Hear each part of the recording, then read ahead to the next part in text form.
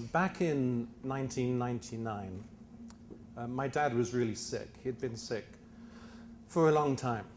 And I was working at QVC in the UK. And I got a message from my sister saying that the doctors felt that he was holding on until I made my trip there in about 3 weeks' time. And could I come now? And I was in my office, and all I could do was write a short email to my boss, Mark Suckle, and tell him what was going on. And within 60 seconds, Mark appeared at my door, pointing to the exit, and just mouthed the word "go."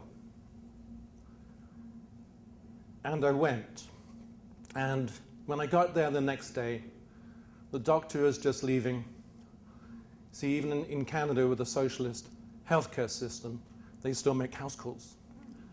And he said, "I think you got here just in time. He won't last long."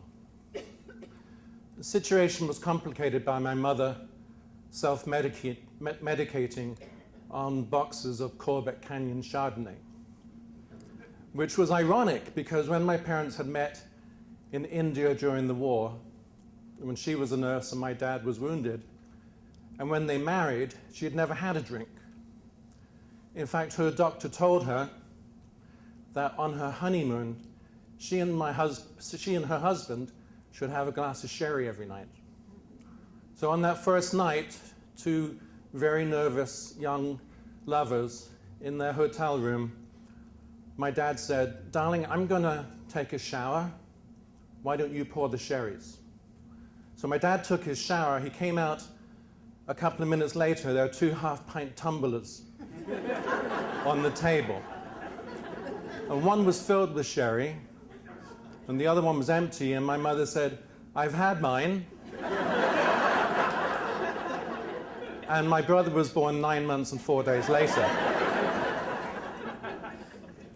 But I got to spend time with my dad, which was great, and he still hung on. But I'd sit there and read the paper to him or talk about work. And sometimes I would shave him and ask him if he needed any protection for the weekend. And then one day he beckoned to me to lean closer, and I did. And he whispered to me, "I want you to kill me."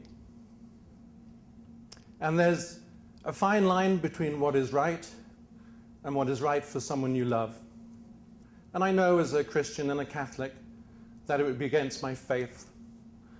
But I also knew that I'd been taught that Jesus suffered and died for us.